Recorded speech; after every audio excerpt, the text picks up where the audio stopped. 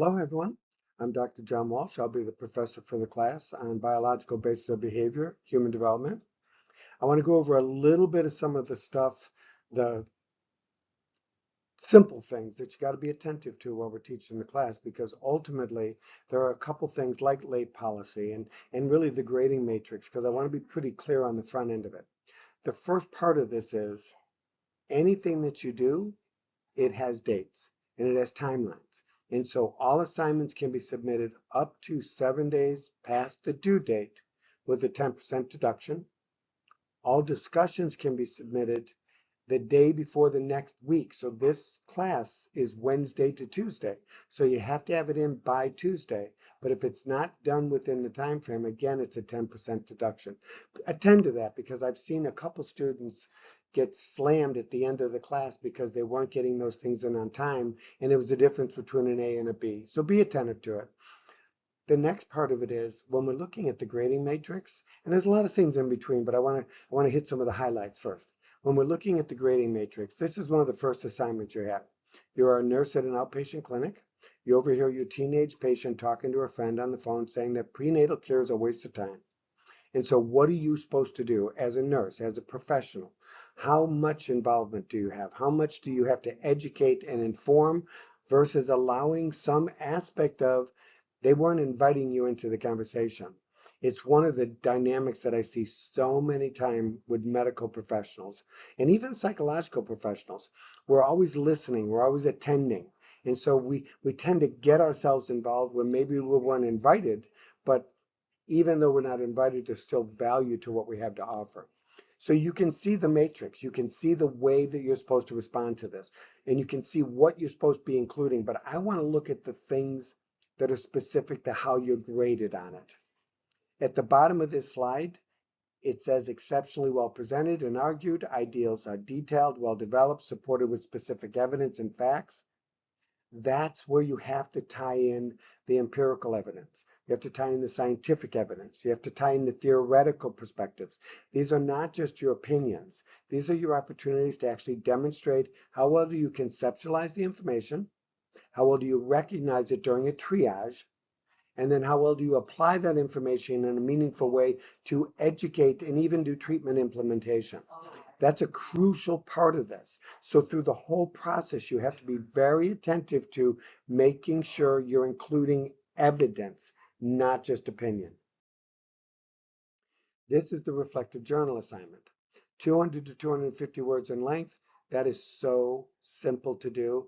In reality, I don't know how you can do this effectively in under 350 to 500 words, but the requirement is 200 words minimum. But look at what you need to be able to do. Reflection demonstrates a high degree of communication skills, critical thinking, insight, relevant connections made with regards to culture, patient care. This is not just your opinion. Even though it's a reflective journal, it's a reflection of how you've integrated the new information I've presented, the new concepts and principles you've learned in the reading, even the videos you've watched, and now you're reflecting on that in how much does alcohol affect pregnancy? When is it safe? When is it not? Strong evidence of self-reflection posed with showing awareness of deeper meaning and inferences. It has to show that you can connect what I'm teaching you to what you're reflecting on. So it's not just, I think it's okay to drink, I think it's never okay to drink. You have to tie in some of the statistical evidence. Like I said, there's a lot of other aspects to the class we're going to look at, but those two are the place where I see some of the biggest issues. The other thing I want you to understand is this class, it's monitored. And because it's monitored, any communications we have, they have to go through the class. And so if you're emailing me, that's fine. But if you're wanting to submit anything late, everything has to go through the class. Colt, our wonderful dean, needs to be able to see a demonstration of a connection between what's missing, because I'm telling him every Tuesday I submit a report that reflects where you guys are. Only the students that are in the DNF range are being reported on, and that's simply so that the academic research, the academic advisors can reach out to you and help you kind of close that gap. Keep me in the loop.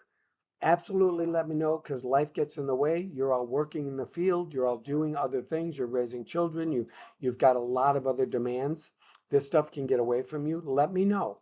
But ultimately, any communications we have, they have to be through the class. So make sure you're attentive to that. Okay, so let's look at the simple nature of why psychology has any value in medical profession. Where do we start with? Now, this class is on human development. So we're going to talk about gestation. We're going to talk about fetus development. We're going to talk about even stem cell, and we're going to talk about differentiation at the cellular level.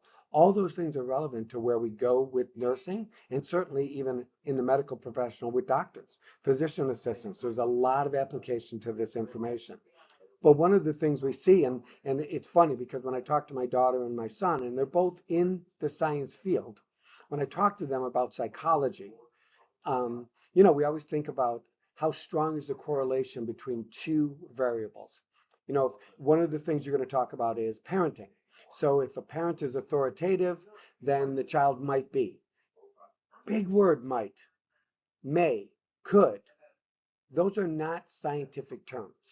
What we know in the science of psychology is that its application, the strength of its statistical analysis, it relies on only 67.5%, and I don't want to say accuracy per se, but the idea that if we can show that more than 2/3 of the people demonstrate the same behaviors in response to the same stimuli, we can start to predict. And that's ultimately what we're trying to do with psychology. We do it in medicine, we certainly do it in chemistry, we can do it in biology, but in psychology, it used to be we want to know the information. Then we transitioned and evolved into we want to understand the information.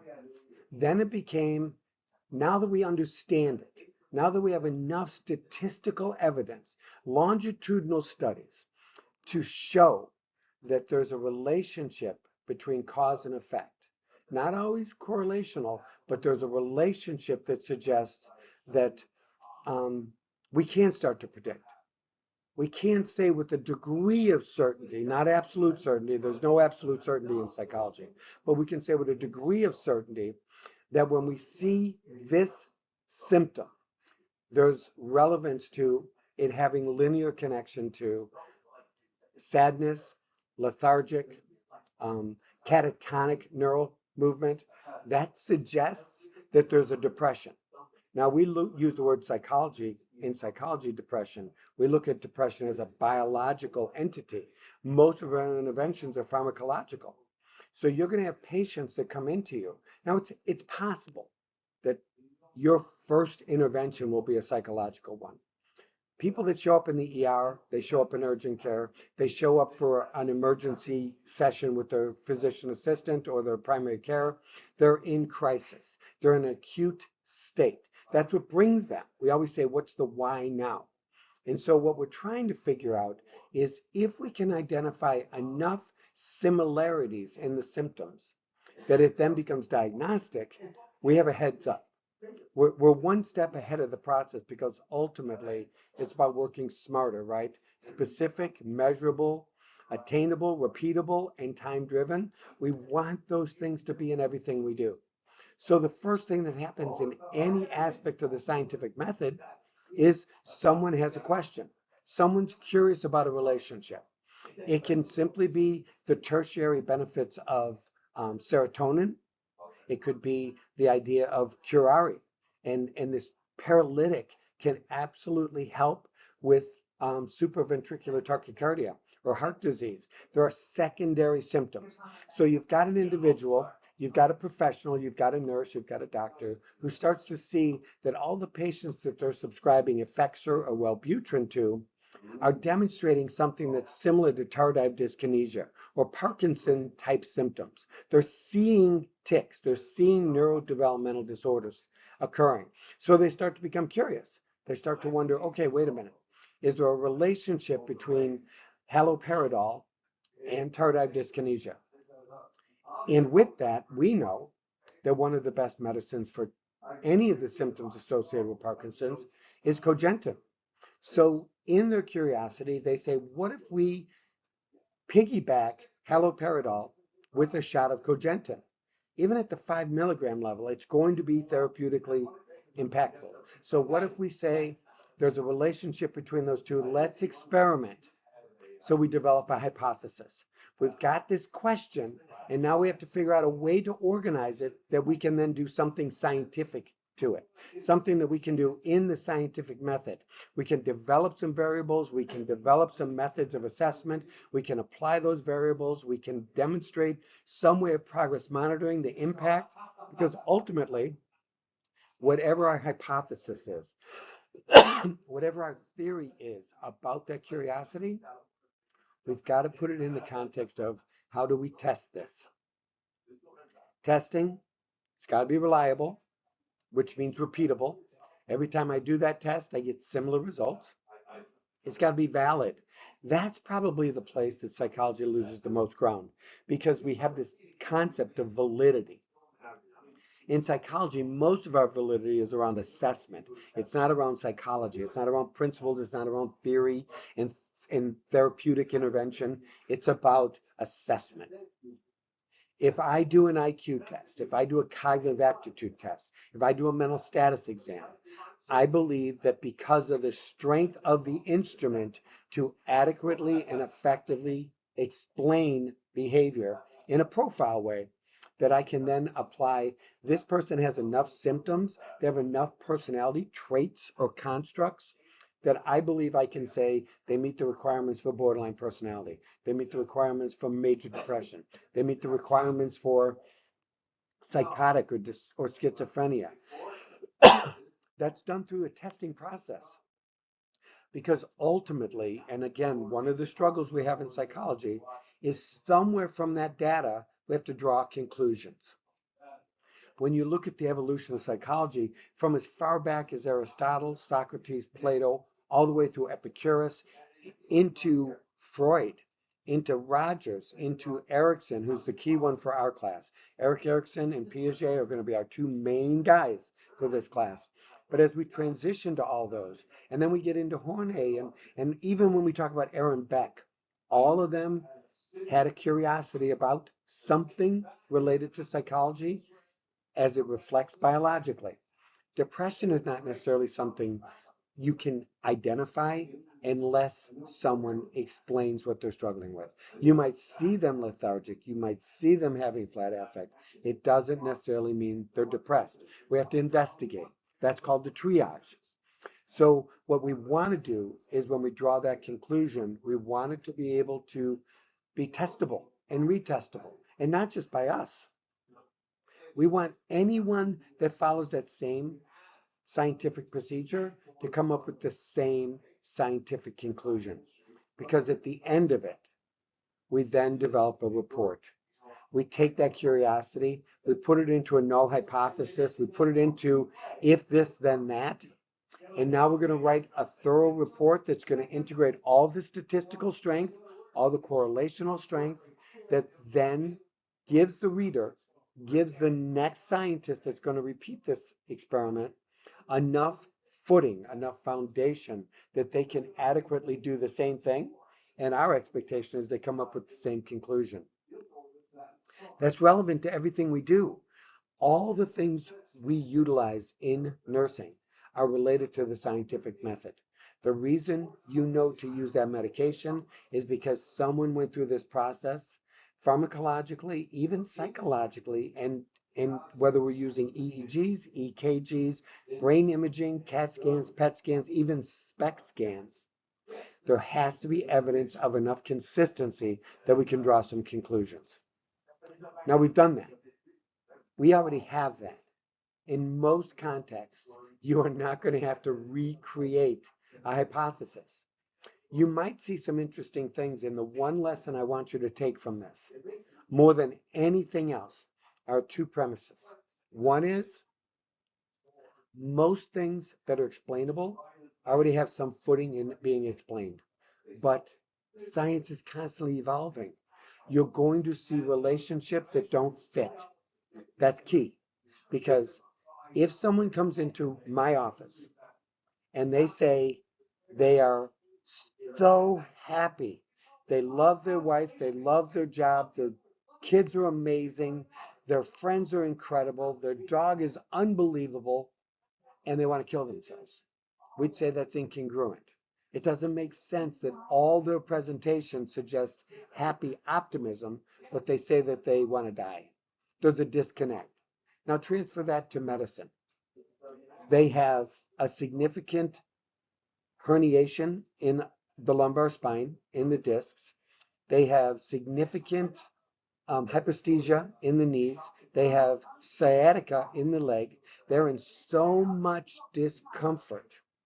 And yet their report is they're there because they got hit in the back or they got into a car accident and they just want follow-up.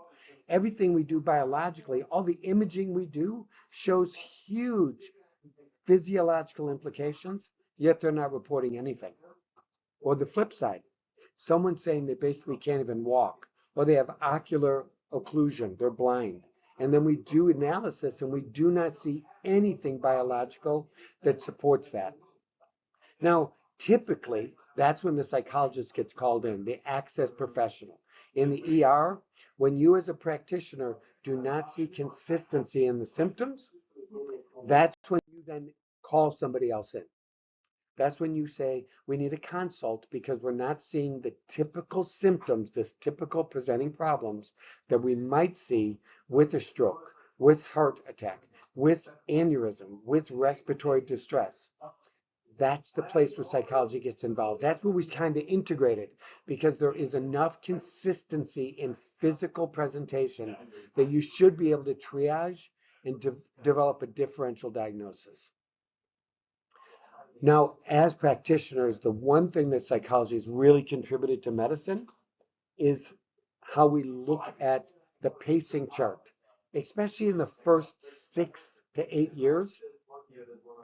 Every time that child comes into the hospital, every time they come into their primary care physicians, their wellness checks, one of the first things we're looking at is where do they fit on the growth chart? Where are they in terms of fine motor development, response to stimuli? How well are they response to visual or auditory? Because those are the two first senses that really become more and more acute. And so we have these breakdowns. We're going to look at them psychologically. So infancy is up to 2 years, early childhood is 2 to 6 years, middle childhood 6 to 11, adolescence 11 to 18. Those are going to be the key ones because one of the things you're going to learn from my class as well as any other class about developmental aspects of the human organism is that there are a lot of consistencies. We should be able to tell, and you're going to hear this term a lot, it's called failure to thrive. We know that if an 18-month-old is still not making any progress in being able to sustain his own body weight or being able to start having verbalizations, even if they're not necessarily articulate, they're starting to use sound, they're starting to use consistent terms or words or even gestures to reference milk, to reference being changed, to reference wanting to go to sleep, wanting to be picked up. They see some consistencies because children are blank slates. Now, I say that in a very loose way because I am not necessarily a believer that you start blank. I really do believe who you are, you're born that way. And then the world is going to provide you opportunities to develop that resiliency and temperament. Some people call that personality. From a neurological context, we look at it as resiliency and temperament because those are the two constructs of personality, of psychology that we can integrate into nursing.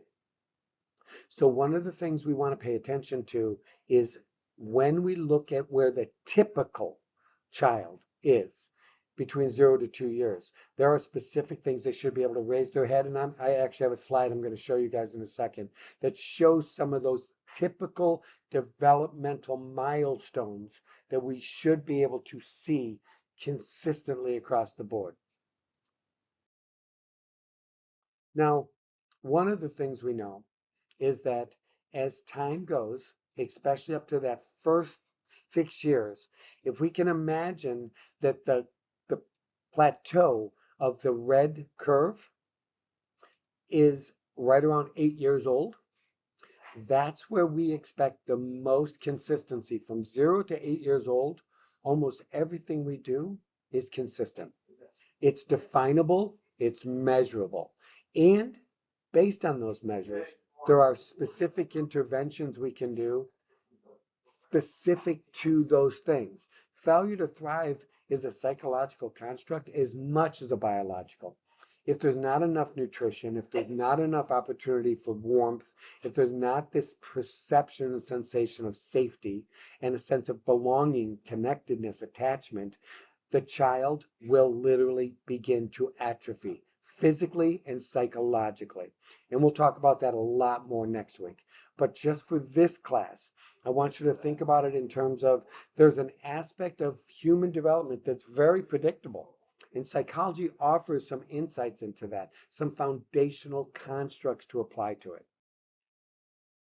So look at this, because the question you're going to have is nature nurture, right? Isn't that what we always hear about? Is it nature or nurture? And which one do you believe? It is not. There's no debate. There's no nurture can create whatever it wants. No one has ever been smarter than they're born to be. If you have limited cognitive abilities because of a variety of things, it could be autism, it could be Down syndrome, could be spinal bifida, could be tethered cord, could be Fragile X. There are a lot of things. Could have been asphyxiation or the umbilical cord wrapped around the throat of the child, and they had oxygen deprivation. There are some specific things we see that set the tone. Nature sets the tone. So think about it in the context of nature provides all the ingredients, nurture, environment, experience provides opportunities to mix those ingredients. But at no point in time, if all the ingredients are for vanilla cake, can nature then introduce a chocolate. It doesn't change who you are. It provides you opportunities to become the best of who you are. And that's what we're going to talk about. So when we look at this slide, the developing person, we see the core of it is who you are. Age, sex, health, abilities, temperament. Then we start looking at all those microsystems, all the things that are immediately influencing. And unless they're severely traumatic to the infant, they're not really that relevant unless they're consistent. And so if they see grandma once every couple months, that's not going to be the same as mom or sister, because that's going to be the place where we really want to start separating and even factoring out what is relevant. If we do see consistent love, and we do see attachment, and we do see good nurturance and good opportunity for nutrition and responsiveness, there's no question we can expect and we can hope that there's going to be more continuity in the development of personality. So we can't discount any of these systems. They're all relevant. But it starts with the only thing you can make from Play-Doh is Play-Doh. You cannot make an organic thing from Play-Doh. You can't introduce something and make it something else. I have this discussion all the time because I do cognitive assessments on 3-year-olds, 6-year-olds, 9-year-olds, 12-year-olds, 15-year-olds. And in all of those, my expectation if I tested you at 6 and found out your IQ, if I then test you at 16, it's not changed much because your capacity to learn is limited by your capacity to learn. So I can't make you smarter. I can't make you learn language better than you're capable of. And we always want to wrap our head around that because one of the biggest disappointments we have is we thought we did a great job as a parent. We thought we did a great job as a teacher. And yet the student or the child doesn't develop the way we wanted them to. That's because we don't always understand you cannot make them loving if they're not. I remember an example of a parent that brought in their kid because they said the kid hated them. This was I think the child was 5 or 6, and the parents said they hate me, and there's something wrong with the child.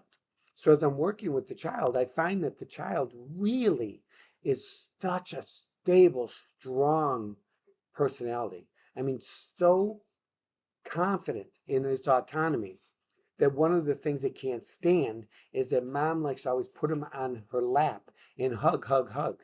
And the kid does not like that. Doesn't feel the need for that sensory.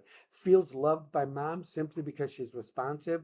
Does not want to be hugged or blanketed or restrained because that's how he felt.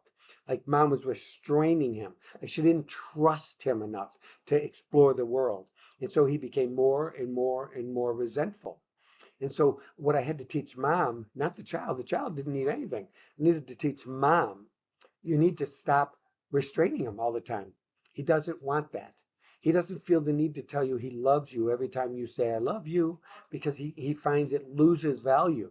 He wants it to mean something. And so mom saying, I love you, dad saying, I love you, and the child not necessarily saying it all the time back, they think there's something wrong. Yes, what's wrong is mom and dad's expectations of the child are not in continuity or congruence with who the child is personality. You can't make the child something. What we find interestingly is 3 to 5% of all children that are sexually molested ever then go on and molest. So we can't say the reason they became a child molester is because they were molested. It's not true. 97 out of 100 people do not become child molesters if they were molested. So it's Good very, afternoon, very ladies and important. gentlemen. So this is actually kind of interesting because a lot of times we think, why is it that we're studying psychology in a nursing program? This is the place. We know biologically, physiologically, we're equipped or we're not. And ultimately, we need to be able to predict some aspect of how someone might be med compliant, how well they're going to be dealing with pain tolerance, because those are real things we deal with when we're dealing with patients. But that's not always related to something outside of just personality. And so let me define a couple constructs. So resiliency is a very, very biological concept, but we use it psychologically also. Resiliency is essentially how well can you manage under duress? How equipped are you? Sometimes it's called self-efficacy. How well are you equipped to manage the demands that you face? That's resiliency.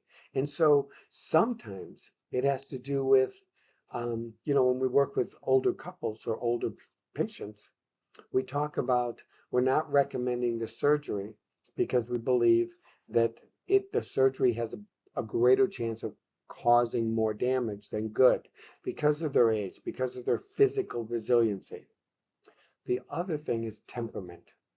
Temperament is really your emotional regulation. How well do you manage your attitude, your response, your emotional reaction to the world around you, as well as some of those internal stimuli? When you're stressed, do people know it? Are you good at having a poker face? So temperament and resiliency are the terms I'm going to use throughout the class to talk about the biological and psychological mechanisms that make up the patient that's in front of you. So I'm hoping, at least from this point, you can see that this is a challenge integrating psychology because in most situations, when someone comes into a psychologist's office and they have symptoms, the psychologist does not start by saying, well, let's get some brain imaging and some blood work done to rule out anything biological that could be causing it. Right now, there's at least 119 different endocrine, pulmonary, respiratory, cardiac, and neurological conditions that could literally be presenting as physical and psychological entities.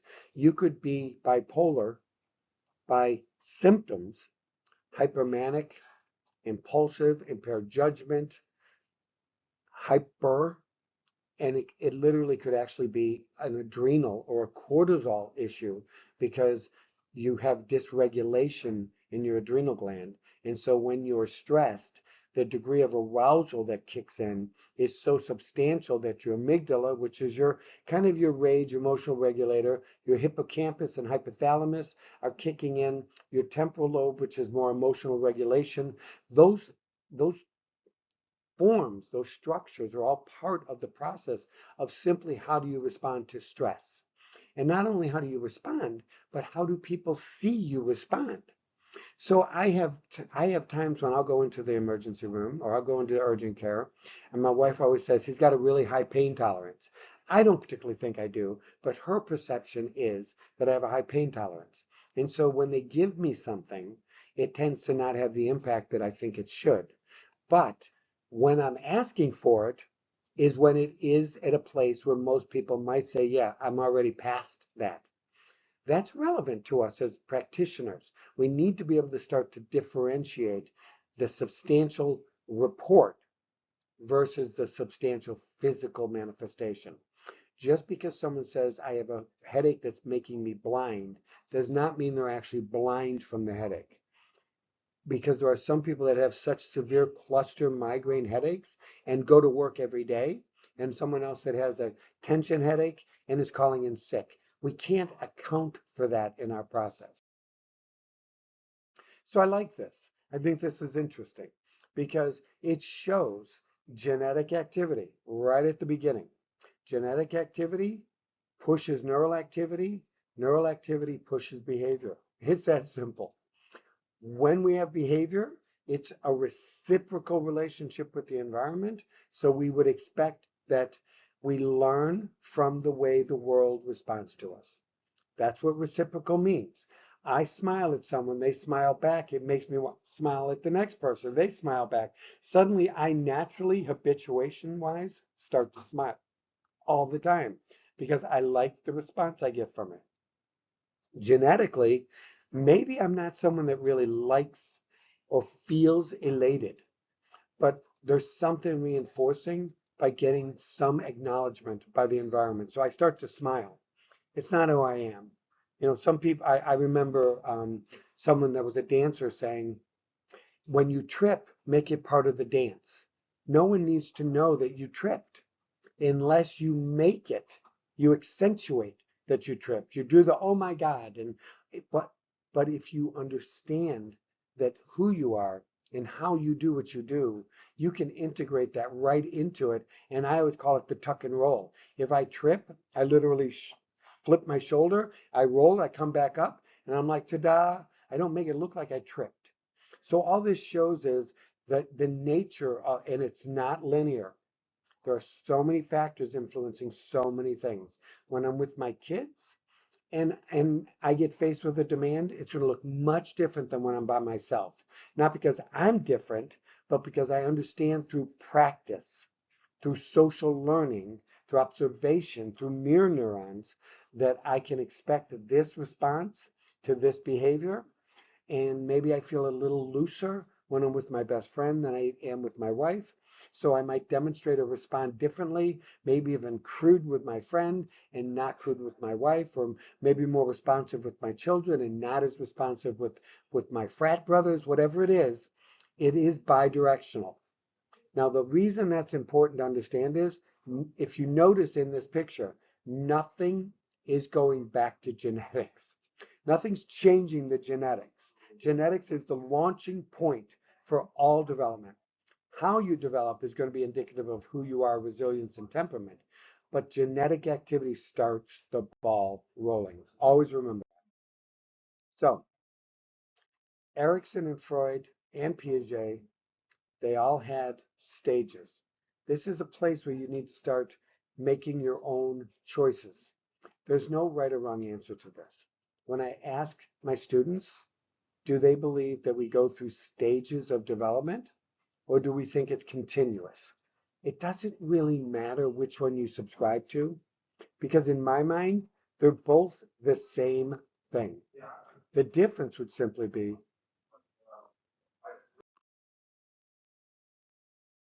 how you look at or explain, and for me, I think the easiest way to do it is with children.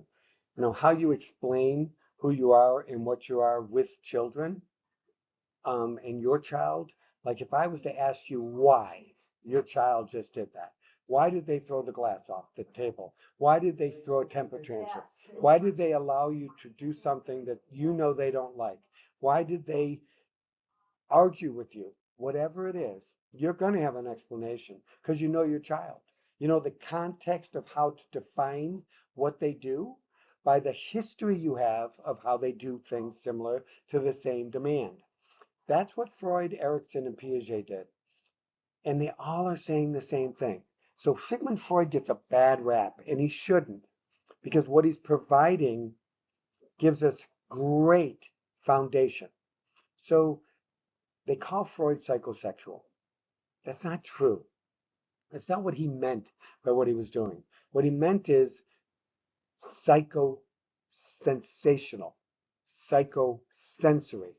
So in the infancy to about a year old, all the things that allow the child to feel safe and secure, and those aren't definable constructs for them. It's just this thing, internal process of they're not in a state of hypervigilance because they're hungry, because they feel like they're being provided food.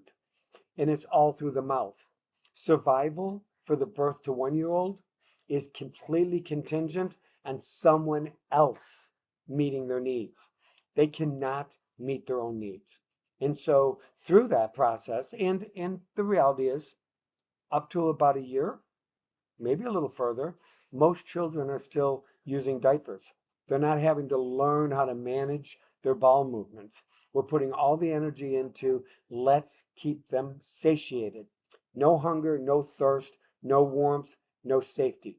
If those four things are in place, we would expect them to reach their best self, not a healthy self, because they might not have been born genetically as a healthy being, but the best form, the best version of them comes in that first year from not feeling hungry, not feeling thirsty, not feeling cold.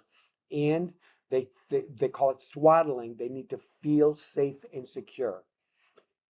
Once that's in place, all the other things can happen. That's Freud. Everything's through the mouth. Erikson, same premises. If a child is hungry, and they are not capable of meeting the need of satiating that hunger, they may, again, based on temperament and resiliency, they may start to interpret the world as very untrusting. They do not believe they can trust the world to meet their needs for self-preservation. Now, I don't know a lot of birth to 1 year olds that can explain that they felt they were going to become extinct because they didn't eat. But what we do know is that they tend to start to possibly become more colicky. They start having more developmental issues. Um, there are so many things contingent on nutrition post birth that that are that can be impacted. So Erickson says if that child is not getting their needs met, if they're not warm, if they're not nourished, they might start mistrusting. Freud said the same thing in the oral stage. If you don't get the oral stage needs met, you might get stuck in that stage. He might even extrapolate that to those are the people that become eating disordered, they have an oral disorder, or they could be people that are super, super hyperverbal or verbose. Again, oral, they're stuck in that stage. They're needing constant oral stimulation. Whatever it is, they're smoking, they're eating, they need something that stimulates the part of their development that they kind of got stuck in. We might call it repressed or regressed. Erikson, same thing. If the child feels they can trust they're going to get their needs met, they start to become their best self, their version of their best self. But there's something important in that. Every child that gets fed at the same time every day does not necessarily feel like they're getting their needs met. You, as a parent, have raised 5 kids. You've breastfed. You know what satiation looks like. They even stop suckling. So you'd say, oh, they've gotten enough. And you might even switch breasts. but the child's perception might be that they're still hungry. There could be neurological indicators that suggest that they don't have the turn on, turn off aspects in the hypothalamus and the hippocampus that tell them I've had enough. And so just because we're providing what we would consider to be enough nutrition does not mean the child then perceives they're getting all their needs met. Just because you're swaddling them or holding them does not mean they feel attached or connected. And that's important because that again that's the personality aspect. That's the thing we cannot necessarily quantify or qualify, but we know exists. And so it's important when we look at these stages, that first stage, feed them, feed them, feed them, feed them, feed them. Do you feed them till they stop eating? Well, what we do know is the trigger of satiation happens about 7 to 10 minutes after you're done eating. So if you can eat slower, in fact, when you go to some of these more advanced health related restaurants, they bring you your appetizer. When you're done with your appetizer, they wait a good 5 to 10 minutes before they bring your next meal because they understand that your body is digesting. As your stomach is recognizing how much food's in it and it's determining how much enzymes are required to digest that food, it then sends a signal to your brain that essentially tells you, I'm still hungry. I would like more salad. I would like more of this. I'm thirsty now. That had a lot of salt in it. There's all these messages that are going on. And so we have to be aware that just because we're providing something does not mean that's the perception. When we switch into the next stage or the next part of development, for Freud, they call it the anal stage because this is when we start toilet training. This is when we're potty training. This is when the child learns, holy cow, for the first time in my life, I'm kind of in control. I don't have to just go poop because I gotta go poop. I can literally wait and go on my own terms to the bathroom.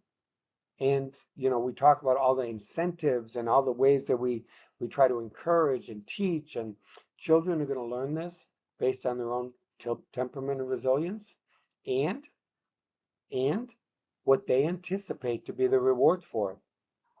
Whether it's they didn't really like what it felt to have poop in their diaper, they didn't really like what it felt to have warm sensation while they're peeing in their diaper, or they love how mom and dad give them a quarter every time they use the toilet, or they love that they get the flush and they see it all go away. Whatever it is, there's something external also that's tying to it.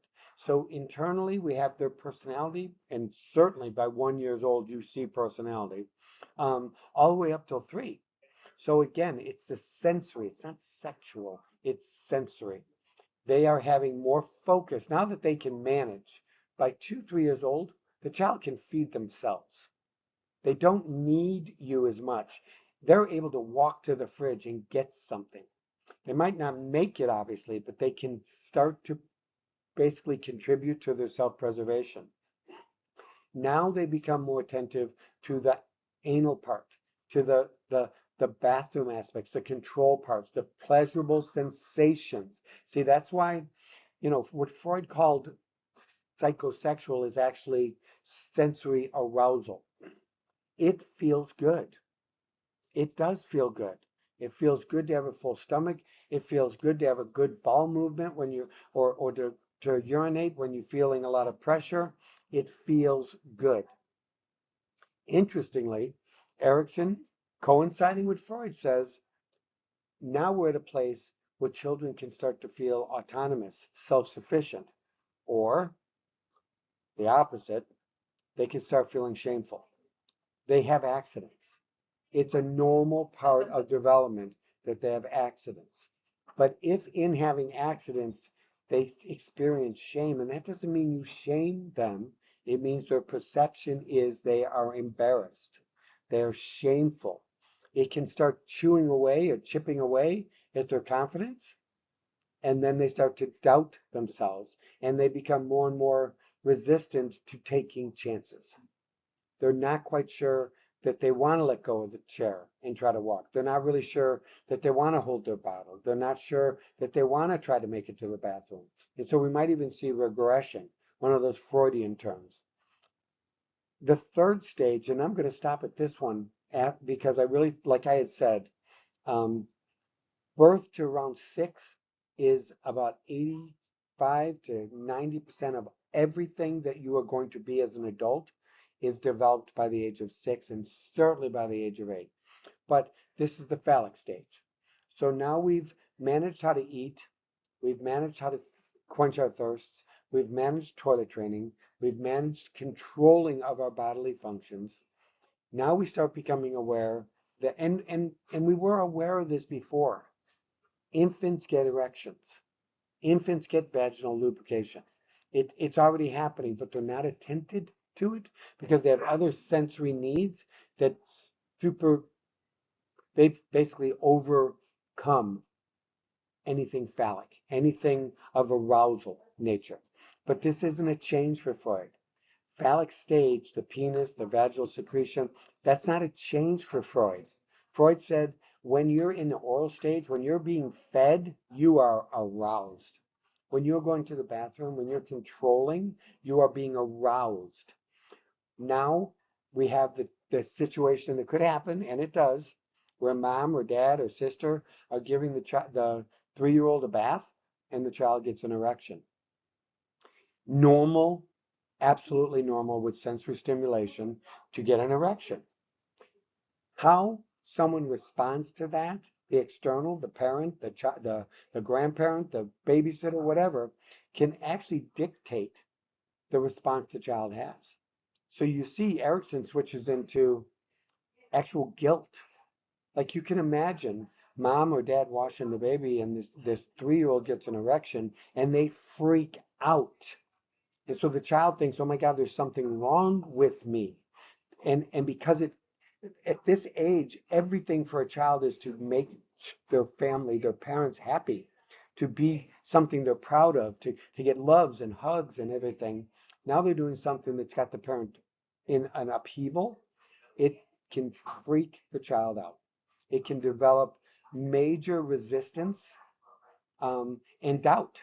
And so from that, they start to feel guilty that they have needs, or they feel guilty that they're not meeting the expectations of someone else. And from that, they can literally lose autonomy. They don't want to explore. They want consistency, they want predictability.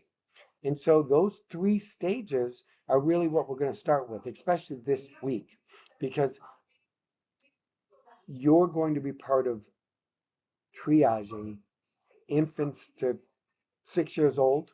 And that's a big continuum for sure. But from birth to about 18 months, children don't even know how to identify where the pain is. You're relying on the parent, you're relying on the caretaker to tell you what's going on, and you're relying on what you see, observable symptoms. And so if there looks like there's respiratory distress, you'll see the way that they're breathing, their neck goes in and out. You can see it sucking. If they're having a cardiac event, you can see that there could be some moments, or epileptic, you can see these moments of fugue state or dissociation. You can see moments of neural interruption. And that's just petite. If they're grand mal, obviously you're going to see a significant amount of rigidity and seizure activity and even tic activity. But in that time frame, everything we do is related to what we expect. As a nurse practitioner, as a doctor, when someone brings in their 6-month-old, their 9-month-old, their 12-month-old, their 15-month-old, you are looking at some specific indicators of the way they respond to sensory stimulation. You're rubbing on their cheek for the rooting response. You're rubbing on their chin to see if they can lift it. You're turning them over on their stomach to see if they lift their head. You're turning them on their back to see if they're starting to try to figure out how to roll over. There are specific physiological, psychomotor, and motor activities that are contingent to being demonstrated at this time frame. And so we look at the pacing chart. That's the magical term, the pacing chart. When a child is demonstrating atypical, even advanced is not always good. A child getting language early does not always indicate exceptional ability. It's also indicative of things like autism, Down syndrome. There are other indicators that could be part of that. So that 0 to 6 is when, in most cases, what you see is what you get. Right around 6 years old, we're talking about second grade, first, second grade. Now children have been around enough social situations, they're learning how to manipulate. They're learning how to shape the way they present, the way they respond. They start to anticipate what's going to happen if they do this or that. And from that, it starts becoming a little more difficult. And it's weird because at 6 years old, it's actually a good practice to tell the parents to leave the room when you're interviewing the child. Because with the parent there, the child might, in many cases, not report actually what's going on or their experience with it because of fear of guilt or doubt related to how the parent's responding. And I've seen it many times where the child starts to say something and the mom interferes or the dad interferes and they're like, no, what he means is, I don't want what the parents think it is. By 6, definitely up 7, 8, the child has enough vocabulary. When they say tummy, I don't say, oh, what part? I say, touch it. Touch where it hurts. That tells me if it's an abdominal, it's appendix, it could be kidney, it could even be lung or diaphragm. There are so many things. But by 6 years old, they can do that. They can offer some of that information. So that's what we want to kind of look at is when you start understanding what language development, and we're going to spend a lot of time on language development, especially Broca's and Wernicke's areas of the temporal lobe, because those are one of the places that we see some of the bigger deficits going up to 6 years old. Um, but what I want to look at is, okay, so we've got this organism in front of us. We have a little bit of a representation of what we might be able to look at in context of who else is there, how they look, and what they present as. Because if I've got a cognitively disabled parent and the child seems to have atrophy or the child seems to be fairly non-responsive, there's a chance, there's a higher probability that some of that could be related to the genetics associated with the intellectual deficit. Doesn't necessarily mean it is, and it doesn't always mean it is, but it is relevant to be attentive to. There are some other things that are going on here that we need to be attending to. So we did Erickson, we did Freud. Piaget, in a lot of ways, is a middle ground for that because this is cognitive development based on sensory and cognitive processing. And so birth to two, just like Freud, everything's based on sensation. Just like Erickson, everything's based on perception of those sensations. Piaget says sensory motor, everything is related to how they interact with the world and the sensation they get from it. There are a lot of little things like object permanence and egocentrism we'll talk about, but in terms of this slide, the relevance of it is that there is something to be said for neurologically the way the brain works tends to coincide very well with the demands of the physical nature of the child. So all that means is that from birth to two, the child doesn't have the language to explain what they want. They don't necessarily have the autonomy to do what they want. And so we rely more on the guardian, the caretaker, the parent, meeting a lot of those needs. And so the perception from that for the child is going to then dictate things like resiliency and temperament in the way that they manifest. I like Piaget because I think it recognizes that cognitively there are places where you shouldn't have to worry about. And think about it. In those first 3 to 4 years of life, there's this construct called egocentrism. And all it means is the person is fairly incapable of understanding that other than the way they experience the world, there are other explanations. And so for a 2-year-old and a 3-year-old, what they see in the world is the only thing that exists.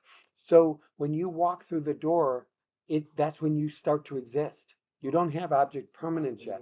So you're there for them. You're there to help them.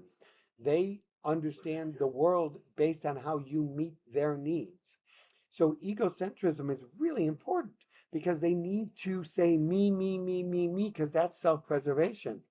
But by the time they hit 4, 5, 6, now we're talking about preschool, daycare, kindergarten, they need to start understanding that their mode of understanding the world in a very one-dimensional, very egotistical way, it won't work.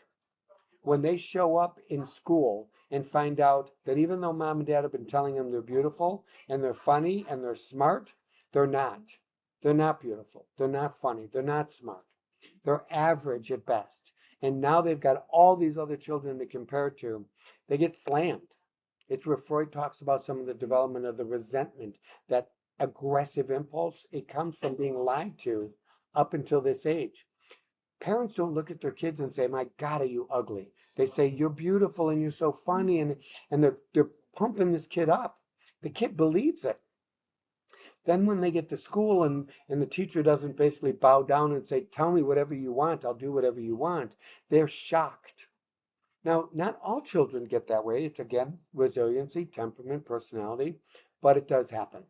So from the Piaget's perspective, when you start getting more into the pre-operational, when you get to that place where you start understanding there are other ways to look at the world, you start opening up imagination.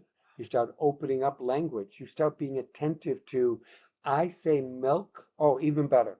I call it soda, you call it pop. Someone else calls it fizzer. Someone else calls it carbonated water. Whatever it is, you start learning that there's multiple ways to understand the same entity. It opens child's mind, but it can also create great anxiety.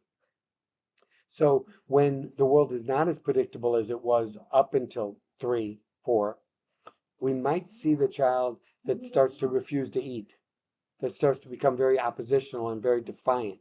Not maliciously, but just because the degree of disappointment they have that they're not the center of the universe, they don't manage it. They're not resilient. They're not managing temperament. They're having struggles and they can't let it go.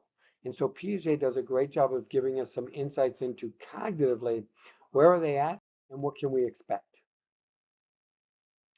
Um, we'll talk about those theorists every single week in some context. What I want us to do is to kind of slide back into medicine and and the nature of what brings the patient in. So ideally, we would say that all experience, all behavior, all physical, neurological manifestations and symptoms are related to one premise. All of them are related to one premise, and that is obtaining or sustaining a sense of equilibrium, a sense of homeostasis. Now, what's important in that term homeostasis is it's unique to the individual. It is not one thing makes us homeostatic. I know people that are soldiers who cannot manage in quiet time. They need the chaos. The chaos stimulates a part of their brain that then makes them feel calm. They can walk into battle ready to go, but before they get to the battle, they are anxious because they don't know what to anticipate.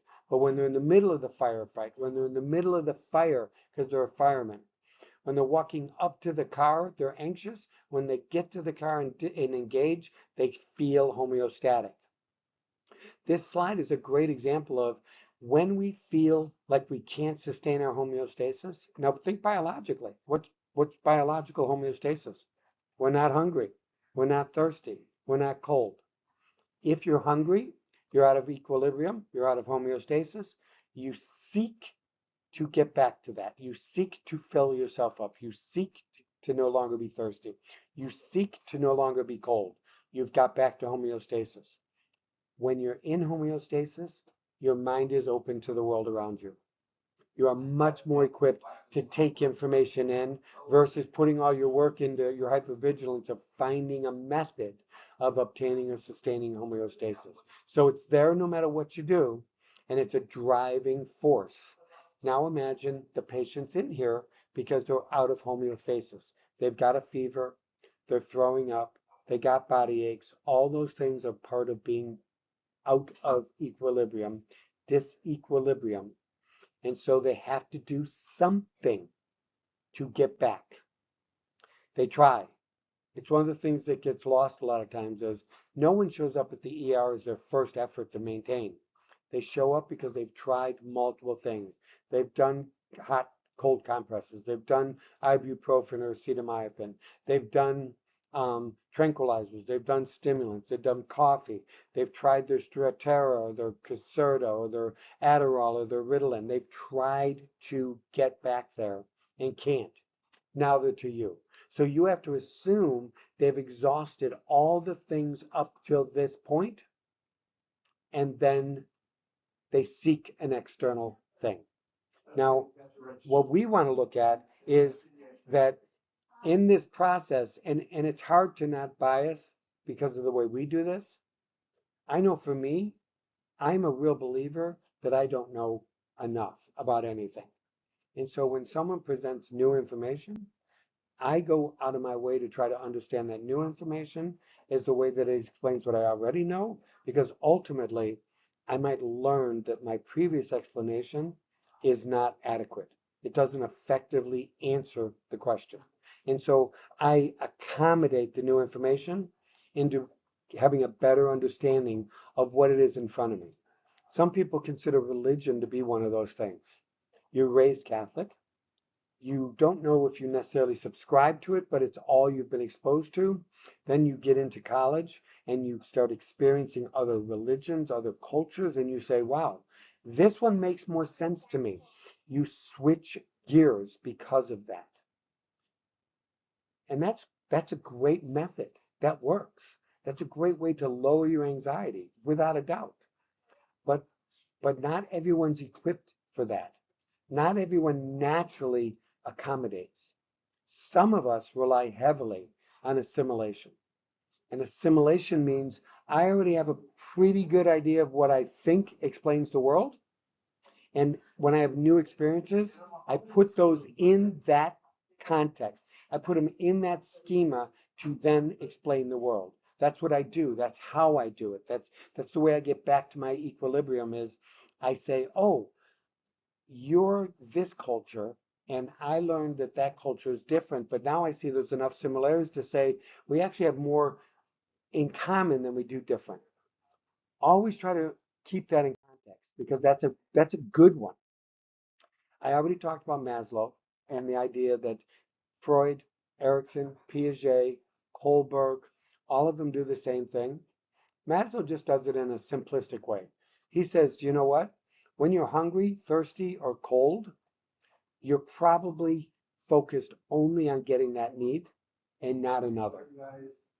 That's that makes sense. It makes sense that without first getting stable, you can't feel safe. Without feeling safe, you're not going to reach out and try to find other people, try to feel connected, feel longing and belonging. Without feeling loved and belonged and attached and connected, it's hard to have a sense of self-esteem because so much of our self-esteem is not only based on how we feel, but also reciprocally how the world responds to us. So I like Maslow. There's a lot of things to offer there. As we go through each of these slides, you'll start to see that there's more and more things that we have to attend to. Um,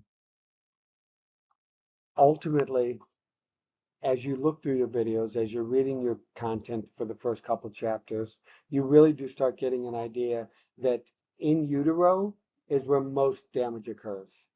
In the first trimester, we have so much vulnerability and susceptibility.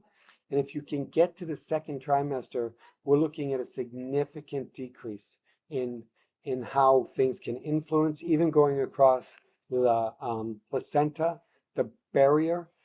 Embryonic fluid is less susceptible. So it's crucial when we talk about folic acid, zinc, all the natural nutritional things that we need to be attentive to.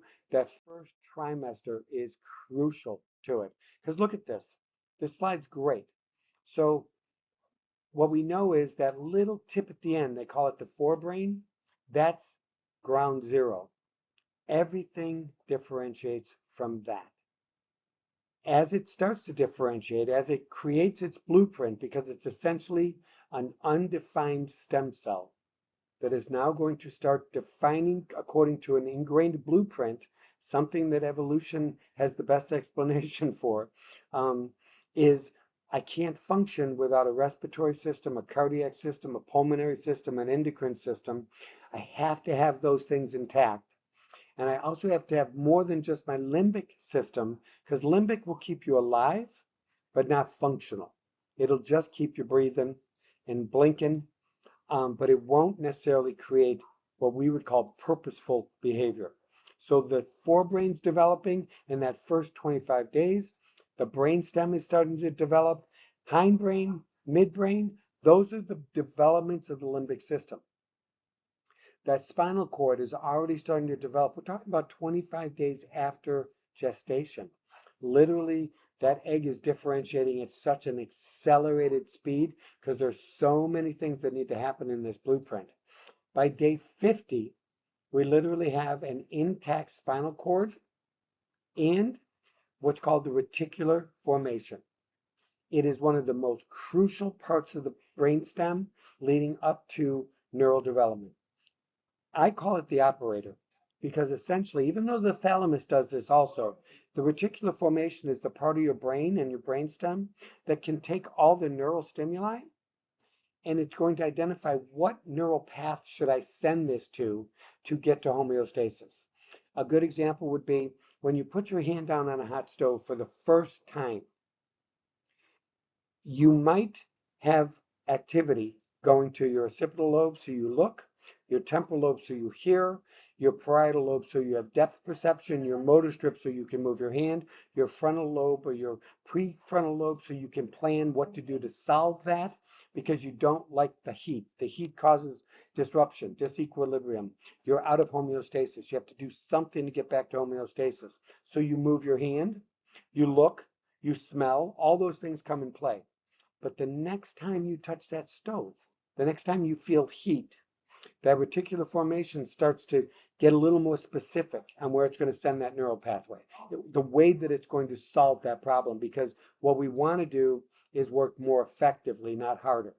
And so if we can imagine that after the 50th time of having heat, nothing goes to the occipital lobe because you don't have to see what it is before you move your hand from the stove. All you need is the neural activity tied to the sensation of heat, pain, motor strip, parietal lobe, remove your hand. Frontal lobe, plan how to get away from it, maybe turn off the stove. In that process, you then look down with your occipital lobe. But what's happening is called pruning. You're born with billions and billions and billions of neural pathways. You don't need them all. You know, you're gonna have this question around, do we use more than 10% of our brain? That's not a good question. We use all of the brain that we use. We don't use what we don't use. It's not a percentage. It's when you solve something and you solve it effectively and you solve it in an expeditious way, your brain will slowly start to atrophy all the neurons that solve it in other less effective ways. Their interference, their contamination to solving the problem. And so there's a term called pruning. When my brain solves the problem of heat by activating the motor strip, activating the parietal lobe, activating the frontal lobe, it will not send rapid responses to the temporal occipital lobes because they're not necessary to solve the problem. And because they're not necessary, they get factored out. That's just by day 50 we start seeing that differentiation. Now what's interesting is by the end of the first trimester, we're in day 100. Now we start seeing the cerebellum develop. The limbic system has got us breathing, eating, sleeping, active arousal response. Now, by the end of the first trimester, all those vulnerabilities have decreased substantially. Now we start getting the parietal lobe, the frontal lobe, the occipital lobe, the temporal lobe. We start seeing those develop because those are going to be the players now. By 5 months, the brain is fairly in where it's going to be posterior and anterior. The spinal cord is fairly intact. If you notice between 100 days and 20 weeks, um, the spine is now straightened. It's no longer kinked. We no longer need to close the chasm between sensation, perception, and activation of the brain. Now we know that we've got the pons developing, we've got the thalamus developing, we've got the hippocampus developing, and going into week 28, we have a viable, sustainable organism. Many children at 28 weeks can be taken out and put in the NICU and survived. Now you can see there's not a lot of folds in that 28-week brain. The folds are something we'll talk about a little later, but they represent quite a bit of maturation to the brain, and it's something that goes on through life. But by 28 weeks, there's enough intact that the lungs are developed enough to be able to breathe, maybe not breathe enough. So we might have a child in a NICU that's getting oxygen saturation. They're probably jaundice, so they're getting lighting. So there are some specific interventions we can do, but we can tell from day 25 to day 100, we've completely went from a single-celled stem cell to literally the development of the cerebellum. It's amazing. I add the APGAR scale only because anyone that works um, in pediatrics, in childbirthing rooms, if you're going to be contributing to that or part of that process, you're going to have to score how the child's responding. APGAR score is response. It's literally oxygen. So and you probably already know this because you're working in the medical field, but one of the things we do is we have a pulse ox. It's telling us the oxygen saturation in the blood. We want that to be way up in the 90s because that's telling us that there's great saturation of oxygen. When it's not, that's when we start to see issues. And so we see respiratory distress, we see cardiac distress. It's very, very interesting. Methods of prenatal and preconception testing. This is an interesting discussion. I have a good friend who's the medical director at the University of Switzerland in Zurich, and they don't follow the same rules we do here. They are very progressive in what they do. They do stem cell intervention. Every single child, every single mother that brings their child in for a wellness check at week 10 of pregnancy is getting an amniocentesis. It's not do you want it? It's you're getting. Now, amniocentesis is a very invasive procedure. And so one of the things that we hear, and it's interesting because it depends on who your doctor is. Some will say you don't want to do an amnio because of spontaneous abortions. They're rare, but they happen. And you'll have others that say that the reason you want to do an amniocentesis is because of spontaneous abortions. It detects abnormalities. And so the children that were spontaneously aborted, those fetuses, when they've done analysis, they find tissue abnormalities. So what we think is happening, and the theory, the hypothesis is that when you do an amnio, if it results in a spontaneous abortion, it's because the child was most likely not developing adequately. And so it's a stopgap to prevent that from happening. It's actually pretty progressive, but they do it anyways because at 10 weeks, so the process in Switzerland is it's it's questionable from American standards because what they believe and really the practice is that you get an amniocentesis. and an amniocentesis shows us some really, really relevant stuff. Spinal bifida, autism, Down syndrome, cognitive deficits, tethered cord, all the things that tend to result in what we would call an atypical birth, an atypical fetus. And, and, and so they do an amnio, they give the results to the people, to the parents, and then comes this really interesting dynamic. They tell them there's enough evidence to suggest that your child has pervasive developmental disabilities that are occurring, that are manifesting, and with that is that your child will not be what we define as normal or typical. Now that's fine, but in America, the atypical kids are the ones that take over 80% of all the academic funding. Like when you look at a school system, if there's $100 for every kid, if the child is cognitively impaired, intellectually impaired, autistic, language deficit, Down syndrome, where they're literally in a cluster program or self-contained program, they're using $90 of every 100 that is available for everybody.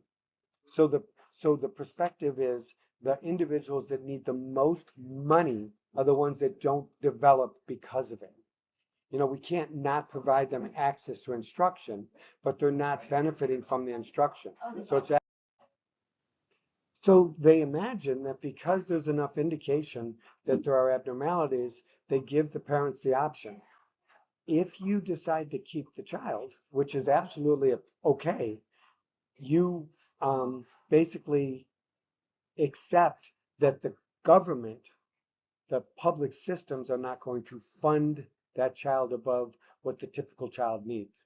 And so if every child has $100 and every child needs that $100, the typical pervasive developmentally disabled needs 5 times that $100. They're not going to get it because they're taking away from the system of productivity. The autistic child is still a child, but because of the degree of needs they have that are above the typical child, the system, the programming says the parents accept that financial responsibility. The government doesn't. It's an amazing concept. I've had many discussions because I've gone out there and done some presentations for the medical school, and some of the dialogues around it are amazing because they subscribe to why would you possibly do something that results in atypicality when you have the capacity to possibly at least level the playing field some. So it's interesting. This is just a list of all the different tests that are available. Amnio tends to be one of the most extreme. Um, the CVS is also relevant and it takes part of the placenta. You might do some of these things if you work in that context, but in most cases you won't. So just look it over. It's a good slide to have. This is literally just a great slide to show you the typicality of when the highest level of susceptibility is. And like I had said, right around week 6, we have all the central nervous system being impacted, the heart, certainly ears, eyes, all the what we consider to be the tertiary sensory organisms. But then when you hit that 10th week, everything really seems to be fairly stable and they're less critical. So everything says if you're going to get pregnant, you got to be on prenatal care at least 2 months before you get pregnant so that you have a saturation, you have a therapeutic window to offer because there are so many places where we can see some problems. The other part of it is, and I've had a couple nurses that have said, so by week 16, it's okay to drink because the alcohol is not going to affect development. There are other aspects to cognitive development that alcohol does impact, but this is the key. It doesn't impact enough to say it impacts typical. And so parents that are drinking, mothers that are drinking at week 20, the child might have some retardation, not cognitive, but physical delays, or they might not. The reality is, in most cases, they will not have problems. By week 20, by week 16, They're not going to develop problems if you're drinking. They might, so the idea would be why drink if they might, but statistically the probability of it is much, much lower. All the questions around immunizations. These are the things we look at. We do know that without immunization, chickenpox, measles can be huge to major brain functioning. If you don't get your child immunized, and I'm not saying you have to, but if you don't get them immunized, you stand a much higher probability, higher chance of them having some neural deficits because those things tend to piggyback the myelin of the neural processing in the brain, in the body, but in the spine and brain, and impact that so you can get very impaired functioning and even demyelination from it. And then the last slide is just literally all the things that cause abnormalities during pregnancy: lithium, tetracycline, all your ACE inhibitors, and then caffeine, alcohol. They show things that can or may happen, not will happen. Every child that grows up that um, is born from a mother that's an alcoholic does not have fetal alcohol syndrome. Does not Every child that's born to a mother that was doing active cocaine use is not a crack or coke baby. Their temperament, and we're talking about genetic strength and resiliency at development in utero, is already there. So we shouldn't test the theory of, oh, I wonder if my kid's strong, I'm going to drink and do coke. But what we do know is doing those things does not mean you're going to have a disabled child. It higher the probability, not a lot, maybe 7%, 10%, which is a lot, but not a lot. And because of that, a lot of people just keep doing what they're doing. They keep smoking. Um, we're not going to be able to draw too much attention to that because we don't know what we're going to do with that information. So that was a lot of information, no doubt. And we have a lot of different directions we're going to go throughout the class, but I wanted to kind of introduce a little bit of the foundational stuff. I certainly want you to be attentive to Freud, Piaget, Erikson. They're saying the same thing. They're just using different jargon, and that's typical in psychology. Everyone has their own terminology, but it's the same stuff. But for a nursing class, we wanted to look at how do we integrate this information in a meaningful way. I don't want you to just learn content. I want you to learn application. I want you to start knowing, okay, when we're looking at the pacing chart, when we're looking at developmental milestones, when we're looking at egocentrism, object permanence, any of those transitions from general to abstract or concrete to abstract, I want you to start conceptualizing because I started the class with how do I grade your assignments? That's how I grade them. If you're looking at a reflective journal that just talks a little bit about some specifics about the questions, that's great. But then you have to say, and so according to, and evidenced by, and the research from this suggests and supports. That's where I really want you to go with this. I want you to start making this something where you're educating me. You're not just sharing your opinions. Opinions are wonderful, but you're medical professionals now. Nobody wants your opinion. When they say, should I take the medicine? They don't want your opinion. They want the evidence from science on if that medication is right or not. Is it worth doing a blood test? Is it worth doing MRI? Is it worth doing an x-ray on a broken rib when you don't do any treatment for broken rib other than just be careful? So you have to transition out of they're asking what you think and into they're asking what you know about the medical evidence, the research evidence that supports what you're doing. That's part of that transition. The other thing is I'm available throughout the class. I'm on this class every single day. The only reason we're doing the video is because for this class in particular, I wasn't available live, so I wanted to at least give you some presentation. Once this video is over, you're more than welcome to be done with the class. You can leave. You're not having to stay longer. I just want to make sure you stay to this point because after you're done with this, I want you to answer two questions for me in the discussion post. The first one is from your own perspective and understanding of stages, continuity, nature, nurture. And I know the discussion is about nature, nurture, but I'm hoping you see what I put in there in the context of you can't become something you're not born to be. No matter how hard you try, you will never be smarter than you are. No matter how much you stretch, you'll never be taller than you are. No matter how much you look at blue eyes, you won't have blue eyes if you have green eyes. It's all tied together. I want you to start understanding that aspect, but ask questions. Send me any specifics, any explanations, anything you need in addition. Just send it to me, and we'll be in great shape. But other than that, I'm looking forward to it, and party on, everyone.